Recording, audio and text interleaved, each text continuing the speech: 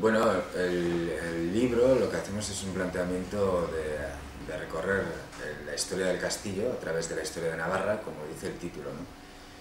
Y en realidad pues hacemos eso, o sea, trabajamos todo su pasado desconocido, desde la época de los romanos, desde su punto de visión de una hipotética calzada romana, hasta el momento de la Edad Media, la batalla del año 1522, y continuamos con la historia hasta el siglo XVII e incluso el siglo XIX, ¿no? Las guerras napoleónicas.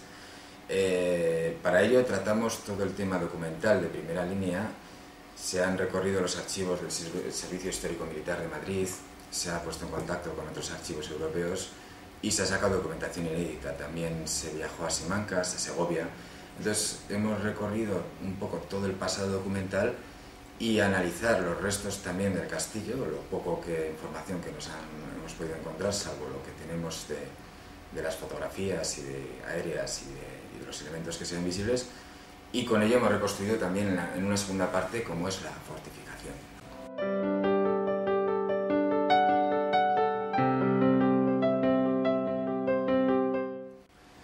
La importancia pues era un punto estratégico importante, ¿no? Si estamos hablando desde el pasado de la calzada romana, el puerto de Sondo era un lugar de sitio fácil de paso del Pirineo, quizás el más cómodo, ¿no?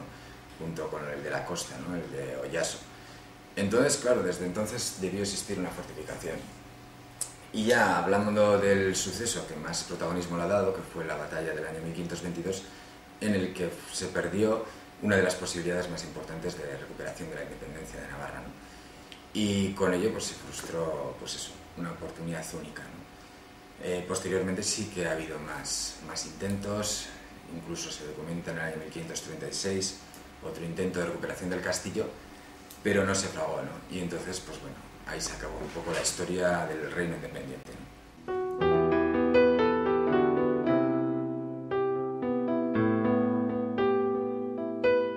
El que va a visitar un castillo piensa que es un castillo medieval y en realidad es un puzzle de casi 5 castillos, ¿no? Hablamos de un castillo alto medieval desaparecido, hablamos de un castillo gótico, que es lo que queda en la parte del monumento. Hablamos de una fortificación del siglo XVI, del 1516, 1517 y 21, una especie de mezcla. Y hablamos también de restos de fortificación del siglo XVII, ¿no? E incluso del XIX.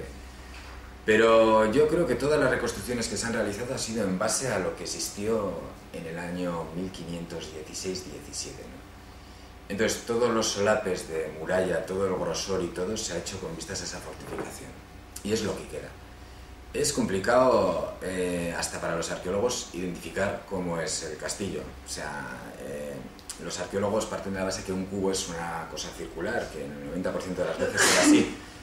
Pero la documentación nos está hablando de otro tipo de construcción, de rincones, de cubos con más grande, más amplitud, incluso acabados en espolón, ¿no? Y es un poco esa lectura complicada, diferente y que está llevando muchas dudas a los profesionales, ¿no? Nosotros hemos dado nuestra opinión, como pudo ser, con nuestra experiencia y bueno, y interpretando la documentación.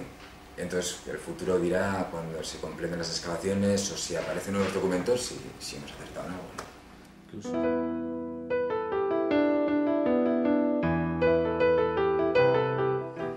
El castillo tuvo el uso militar de defender un paso fronterizo, pero también de proteger un peaje que era bastante famoso. De todas las mercancías que iban hacia Bayona tenían que pasar por ese punto.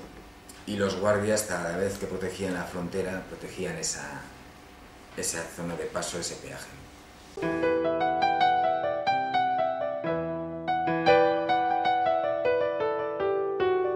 Los secretos. ¿Qué sale en la documentación que desconozcamos? Nadie sabía que, por ejemplo, los muertos de la batalla están enterrados en la iglesia. Se pagó a una persona para enterrarlos. Tampoco sabemos que incluso hay detalles que nos dicen que se pagó a gente para guardar la artillería en la Taconera, en Pamplona, cuando iban a dirigirse al castillo. O no sabemos, salen procesos que nos dicen cómo gente del castillo de Puente de la Reina intentó escapar del asedio y cómo fue recogido por incluso beamonteses al otro lado, vecinos del mismo pueblo, ¿no? hay también otros secretos que desconocemos del siglo XVII, de las batallas contra los franceses, de la guerra de Convención, cuando intentaron tomar el fuerte y con los cañones y explotó una caja de munición y eso hizo perder el fuerte, ¿no?, a los españoles. En fin, hay un montón de datos que la gente desconoce.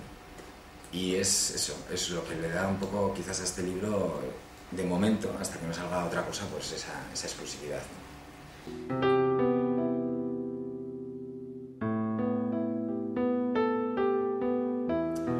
Se destruyó en el año 1522 con 3 minas colocadas perfectamente, con unos cuantos canteros también que fueron destruyendo los cimientos del castillo, y las intenciones eran de que no se recuperara, ¿no?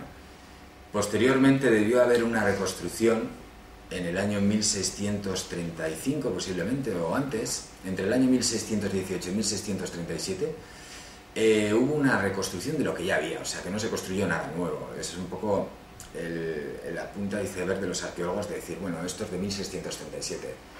No es así, aunque hagas un estudio de argamasas, realmente lo que estás haciendo es decir que hay partes que se han reconstruido con argamasa de ese año, pero no significa que la estructura sea de ese año, ¿no? Entonces, sabemos que en el año 1641 se destruyó definitivamente. Lo poco que se había reconstruido se destruyó, o sea que apenas se hizo obra, ¿no? Y luego sabemos que en el año 1794 los franceses lo volaron con dinamita y posteriormente debió ser abandonado, destruido, no tenemos el documento, en el año 1813, por ahí.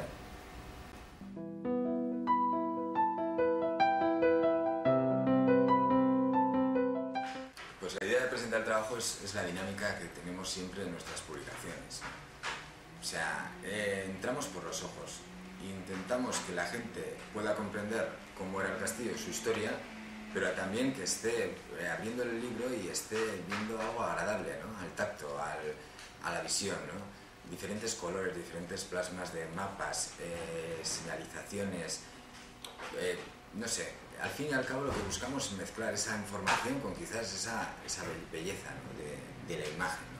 Si podíamos hacerlo todo muy sencillo y mucho más barato, ¿no?, incluso meter toda la información, volcar y ya está. Pero si metemos un mapa del siglo XVII, que sale por ejemplo en la cuenca de Pamplona, un mapa francés inédito, sale cómo es Villava en esa época, sale por ejemplo cómo es Berriozar, lo incluimos dentro de una parte, aparte que la gente está viendo esa evolución de lo que estamos contando, está comprobando cómo era in situ esa época, ¿no? Y eso es lo bonito, ¿no?, que el libro te traslade a esa época.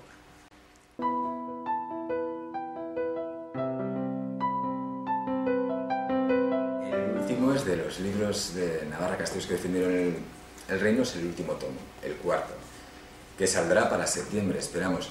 Y es una publicación que va a ser muy interesante porque se va a mezclar lo que es la parte de toponimia, la toponimia vasca, que existe en zonas que es difícil de entender, quizás para muchos, como puede ser La Rioja o La Bureba, y mezclar todo eso con las fortificaciones de la línea defensiva, ¿no? Eso es nuestro reto, ¿no? Entonces, se acaba con esto, todo el tema de la colección, Navarra Castellos que defendieron el reino, ya no habrá más libros, y con eso hemos intentado representar un poco lo que fue el viejo reino, la vieja cultura, el viejo país, por así decirlo, en sus inicios, ¿no? Y creo que ha sido un reto muy bonito y lo hemos intentado, bueno, pues entre la editorial y el autor, pues hacerlo bien y esperemos que, bueno, que por lo menos abramos puertas, ¿no? Y eso.